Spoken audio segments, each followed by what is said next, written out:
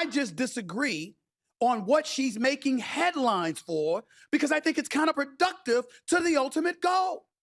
But yet, there was a time that I had such great respect for this man and what he had accomplished, his ascension, and how I felt like he represented us on those airwaves every single day.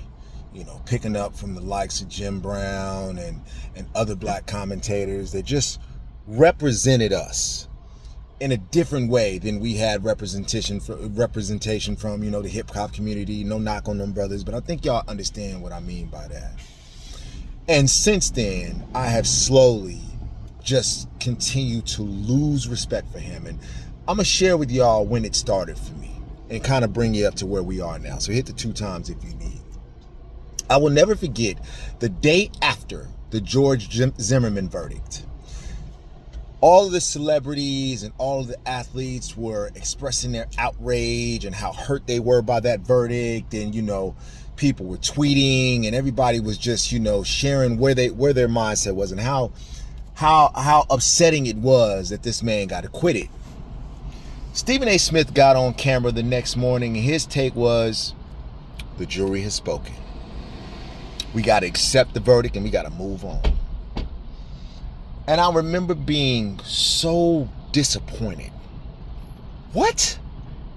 This is one of the loudest voices on television. This man is one of the most opinionated men I have ever seen in my life. And in this moment, all you have for us is the jury has spoken. The jury spoke when they acquitted 4 white men for killing young black girls in a church.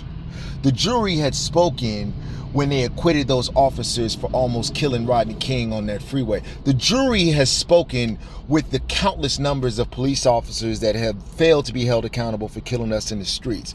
The jury speaks all the time. And this was another example of that. And that's all you had to offer was the jury has spoken.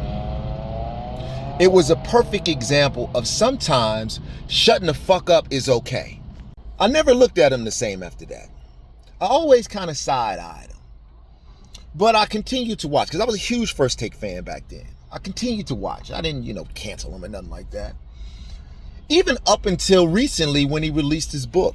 I got his book, wanted to support, read his book.